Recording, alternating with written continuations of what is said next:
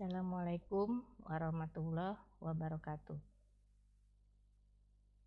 Selamat berjumpa kembali dengan pelajaran sejarah peminatan di kelas 11 IPS. Diawali dari bab pertama, kita mempelajari tentang perkembangan kerajaan Hindu-Buddha di Indonesia, di mana pada waktu itu kalian sebelumnya kelas 10 di semester 2 sudah mempelajari tentang kerajaan Hindu-Buddha di Indonesia. Jadi sebelumnya kita akan nanti di bab 1 ini kita akan mengulas berapa kerajaan Hindu-Buddha di Indonesia. Nah, adapun yang akan dipelajari nanti ada teori-teori teori tentang masuknya agama Hindu-Buddha ke Indonesia. Pertama, teori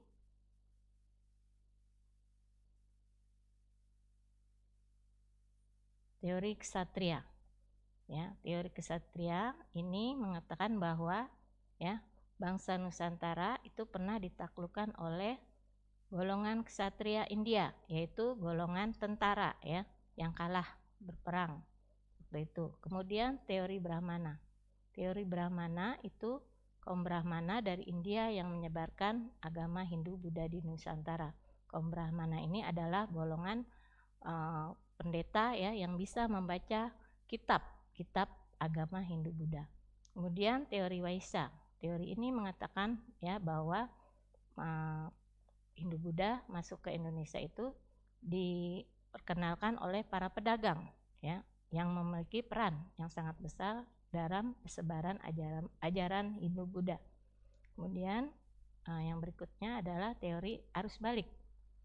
Nah, teori arus balik ini teori yang mengatakan bahwa orang Nusantara banyak yang belajar ke India dan berziarah ke India, dan mereka akhirnya balik lagi ke Nusantara untuk menyebarkan agama Hindu-Buddha. Nah, di sini perkembangan dan persebaran agama Hindu-Buddha. Kita lihat peta di sini, petanya penyebaran agama Hindu-Buddha itu dari India dari kota Benares, Bodhgaya itu ini. Nah, arahnya tuh kalian perhatikan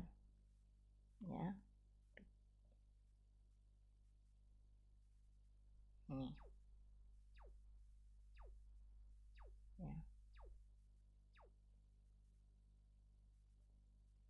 Mereka ini dari ada 4 teori yang mengatakan bahwa masuknya agama Hindu-Buddha itu dibawa oleh 4 golongan. Yang satu lagi Sudra, harusnya ada 5 Sudra satu lagi, golongan yang tidak memiliki apa-apa selain yang 4 tadi. Nah, ini adalah peta jalannya penyebaran agama Hindu-Buddha di India ini. Ke Mongolia, kemudian ke Huangho, Cina ke Korea Nah, ada yang ke daerah ini, ke Teluk Benggala Kamboja, kemudian ke Burma lagi, kemudian ada yang ke sini Sriwijaya, Palembang kemudian ke Vietnam ke Laos, kemudian Formosa, Kepulauan Formosa, kemudian dari Malaysia ke sini Kerajaan Tarumanegara Kerajaan Tarumanegara, kemudian Kutai ini kerajaan yang pertama Hindu yang ke ini Ini adalah peta dari penyebaran agama Hindu-Buddha yang kita ketahui.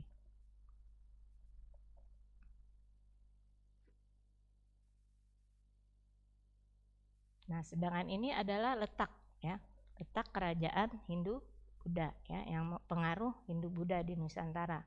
Ini daerah Sumatera ini yang memiliki pengaruh agama Hindu agama Hindu itu yang hijau, ini Kutai, kerajaan Kutai Kalimantan Timur.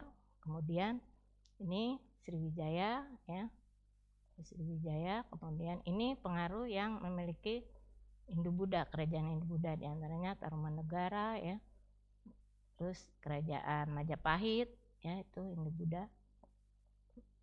kerajaan Sriwijaya ini sini Palembang, ya. Mataram kuno juga ada, ya. Nanti kita lihat satu persatu kerajaannya.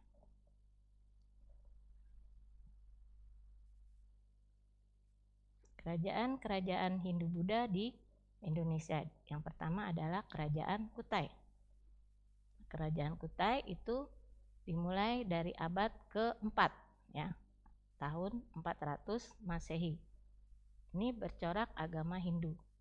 Wilayah kekuasaannya ada di Kalimantan Timur. Peninggalannya 7 buah batu tulis, ya, atau prasasti yang dikenal dengan nama Yupa. Ini berbahasa Sangsekerta. Tugu batu ini berbentuk Yupa, ya, ditemukan di Kutai sebagai tanda penyembahan terhadap dewa. Kerajaan Kutai. Nah, Kerajaan Kutai itu diantaranya memiliki kehidupan sosial, ya. Kehidupan sosial masyarakat Kutai yang pertama itu masyarakatnya menjaga akar tradisi budaya nenek moyang, ya. Yang kedua, menjunjung tinggi keagamaan dalam kehidupan dan kebudayaan. Yang ketiga, masyarakat Kutai sangat respon terhadap perubahan dan kemajuan budaya. Nah, ini dibuktikan dengan kesediaan masyarakat Kutai menerima dan mengadaptasi budaya dari luar, yaitu budaya India, ya, ke dalam kehidupan masyarakat. Nah, kemudian yang berikutnya Kerajaan Tarumanegara. Kerajaan Tarumanegara itu, ya, ada pada angka tahun 400 sampai 600 Masehi atau ke-4 sampai 6 Masehi. Ini bercorak Hindu Tarumanegara, ya. Wilayah kekuasaannya ada di Jawa Barat, ya. Di Bogor, ya, ada. Kemudian di daerah Bekasi, ya, Banten, Leuliang, ya. Ada 7 buah prasasti. Di antaranya ada prasasti Ciaruten, prasasti Tugu, prasasti Kebon Kopi, ya, prasasti Lebak, ya, itu antaranya. Bahasa yang ada di dalam prasasti itu berbahasa Sangsekerta, ya, bertulis tulisan Pallawa, ya. Nah, berikutnya Kerajaan Sriwijaya itu ada pada abad ke-700 7, ya, pada abad ke-7 Masehi. Itu bercorak agama Buddha. Nah, wilayah kekuasaan Sriwijaya itu sangatlah luas, ya. Nah, menyebabkan Kerajaan Sriwijaya menjadi kerajaan maritim, ya. Kerajaan wilayah kekuasaan itu meluas dari Sumatera, Semenanjung Malaya sampai Selat Malaka. Adapun peninggalan candi peninggalan daripada Kerajaan Sriwijaya itu ada prasasti, diantaranya prasasti prasasti yang ada di Kerajaan Sriwijaya itu ada, ya. Kalian pernah mempelajari, ya, nanti ada tugas dari Ibu, ya, setelah kita bahas tentang prasasti, ya. Ada peninggalan candi itu ada candi yang ditinggalkan dari Kerajaan Sriwijaya, itu Candi Muara Takus, itu ada di Riau. Ini gambarnya, ya.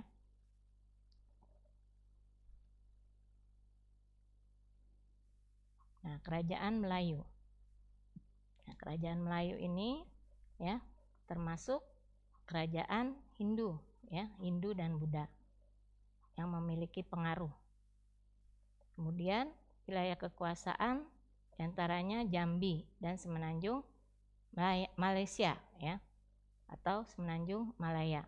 Peninggalan dari candi pada masa Kerajaan Melayu itu peninggalannya ada Candi Muara Jambi, mana memakai bahasa Melayu kuno, bukan bahasa Sangsekerta, karena memang daerahnya yang di daerah dekat Malaysia, ya.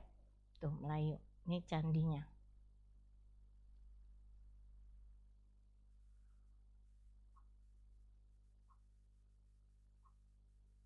Nah, Kerajaan Bali. Kerajaan Bali itu juga termasuk, ya, beragama Hindu pada abad 8 Masehi, di mana ada wilayah kekuasaannya itu ya Raja Singamandawa. Kemudian peninggalan ada Goa Gajah. Ini gambarnya ya.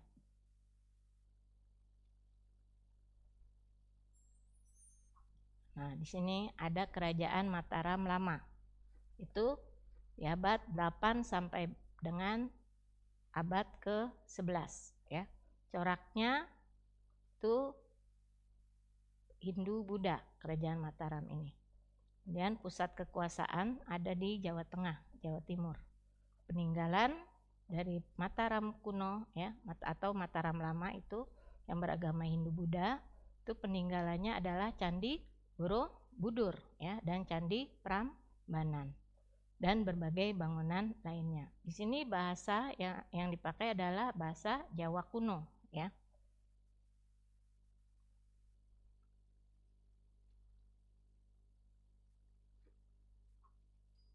Kerajaan Kediri.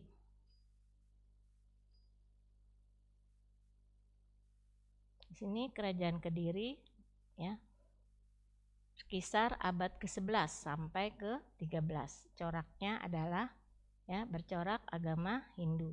Pusat kekuasaan ada di Jawa Timur. Peninggalannya adalah dari peninggalan Kerajaan Kediri ini ada arca ya.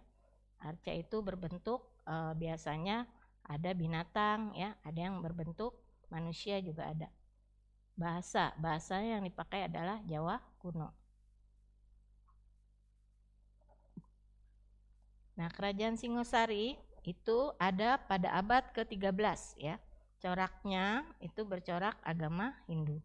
Pusat kekuasaan daripada Kerajaan Singosari ada di Jawa Timur. Kitab peninggalannya adalah Kitab Pararaton ya, dan berbagai candi dan bangunan.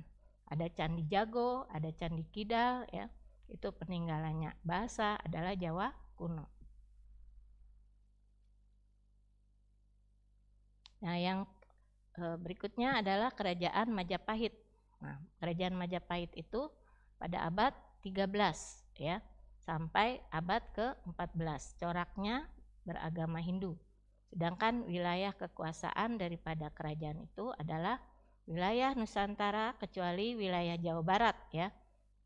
Dan di bawah Kerajaan Sunda Pajajaran. Nah, peninggalan daripada Kerajaan Majapahit berupa karya sastra, banyak berupa kitab-kitab ya, Kitab Pararaton, Kitab Kakawin, Parasasti juga ada, dan berbagai bangunan dan benda lainnya. Nah, di sini bahasa adalah yang dipergunakan bahasa Jawa. Ini juga ada Surya Majapahit ini ya, simbol daripada Majapahit, dan Amukti Palapa Gajah Mada. Ini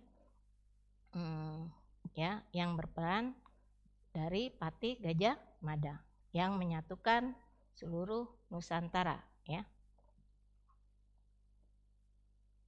Di sini Kerajaan Sunda Pajajaran itu ada di abad ke-8 sampai ke-16.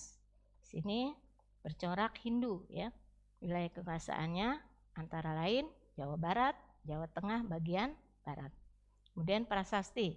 Di situ ada prasasti Canggal ya, prasasti Kuali, prasasti Batu Tulis. Bahasa yang dipergunakan adalah bahasa Sunda.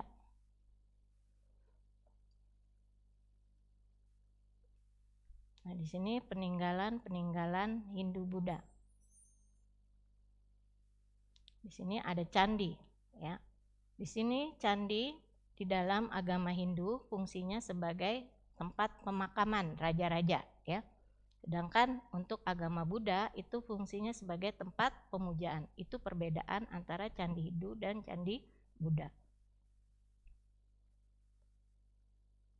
Nah, stupa ya, diantaranya stupa merupakan bangunan suci bagi agama Buddha. Stupa merupakan bangunan yang berbentuk kubah sebagai lambang nirwana, lambang surga ya, bagi agama Buddha. Dan stupa itu menjadi tempat penyimpanan relief ya, dan dikelilingi oleh teras berdinding tempat para penziarah berjalan. Ini yang ada di Borobudur ya, stupa. Stupa itu ya ada di Candi Borobudur. Kalian pernah ke Candi Borobudur? Kalau belum pernah, minta sama orang tua ya untuk jalan-jalan sekalian berwisata ya. Berwisata sekalian untuk berrekreasi ya. Kemudian itu sama juga dengan kita ikut ini ya, belajar studi tour ya. Ya, berikutnya. Nah, di sini kerajaan Jawa ya yang bercorak Hindu-Buddha itu melahirkan karya-karya budaya. Di antaranya memiliki ciri khas Jawa ya dengan cara mengubah karya India ke dalam karya kesusastraan ya yang berkhas Jawa. Di antaranya ada Mahabharata ya, kitab Mahabharata, kitab Ramayana. Sini diubah menjadi kitab Kakawin Ramayana. Di sini karya sastra itu banyak dituangkan di dalam bentuk relief pada candi ya. Makanya di Candi Borobudur banyak ya relief tentang cerita Mahabharata dan Ramayana, cerita tentang perang ya dan cerita tentang cinta di situ ada Ramayana. Kemudian arca, itu arca adalah patung dewa ya, patung dewa yang disembah oleh pemeluknya. Di sini arca itu juga dibuat untuk mengenang kematian raja sebagai perwujudan yang telah kembali dengan dewa penitisnya. Di sini ada arca yang dibuat pada masa kerajaan Kediri ya.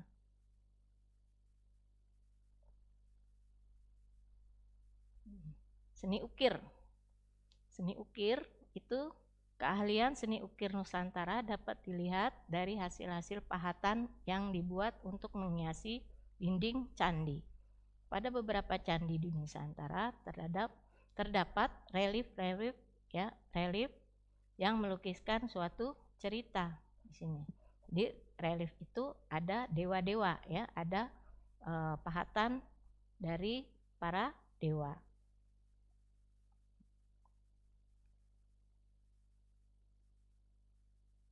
Nah, selain itu ada barang logam juga ya, dimana kan pada waktu itu kita pernah belajar di kelas 10 ya.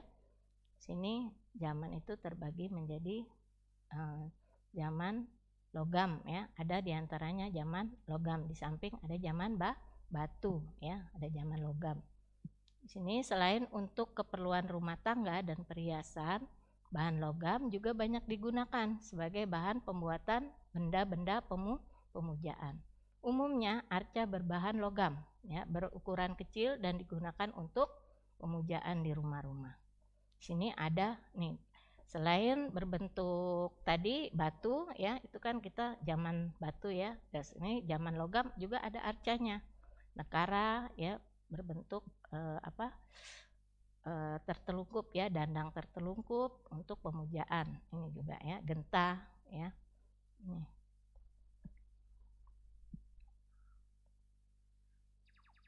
Nah, di sini kita masuk kuis ya. Ada kuis. Kuisnya diantaranya. Nah, kamu catat ya. Kuisnya ini boleh kamu kerjakan.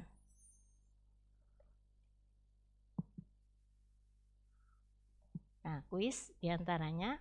Menurut pendapatmu, teori tentang kedatangan pengaruh Hindu-Buddha mana yang paling tepat? Ya. Yang pertama, teori ksatria atau teori wasya atau teori brahmana atau teori arus balik. Nah, dari teori-teori ini kamu lihat ya, mana yang paling tepat teorinya dan buat alasan kenapa teori ini sangat dikatakan paling tepat ya dalam pengaruh datangan Hindu-Buddha. Nah, kemudian pelajaran apa yang dapat kamu ambil? Ya, setelah mengetahui berbagai kerajaan Hindu-Buddha di Indonesia, pelajaran apa ya yang dapat diambil hikmah ya dari pelajaran itu. Nah, kemudian ya kesimpulan, kita ambil kesimpulan kebudayaan Hindu-Buddha di Indonesia itu berasal dari India. Adapun yang menyebarkan pertama kali terdapat beberapa teori dan pendapat mengenai penyebaran agama Hindu Buddha. Kemudian kebudayaan Hindu-Buddha berkembang menjadi berbagai kerajaan yang bercorak Hindu-Buddha. Dari kebudayaan ya, nanti berkembang menjadi suatu kerajaan yang bercorak Hindu-Buddha. Kebudayaan Hindu-Buddha meninggalkan berbagai benda dan bangunan yang masih tersisa sampai sekarang.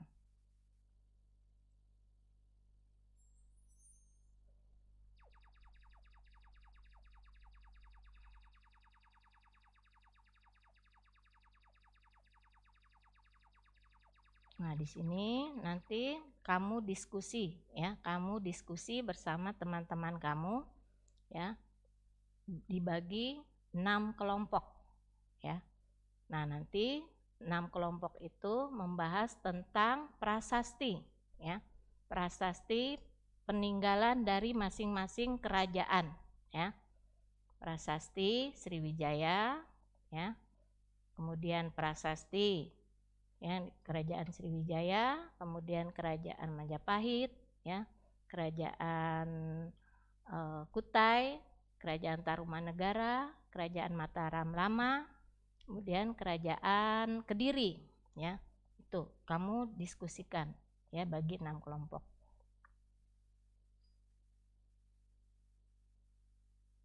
Nah, di sini ada pun yang dapat diambil ya, penanaman karakter building ya. Di sini ada diantaranya menodai peninggalan nenek moyang, itu berarti menodai identitas bangsa kamu sendiri ya. Di sini mampukah kita menjaga dan memelihara ya peninggalan daripada nenek moyang kita, itu ya yang dapat diambil. Ya, Ibu ucapkan terima kasih ya, kalian sudah mendengarkan dan menyimak ya tentang kerajaan yang ada di Indonesia, kerajaan Hindu-Buddha ya. Nah, sebelumnya Ibu ucapkan terima kasih. Wassalamualaikum warahmatullahi wabarakatuh.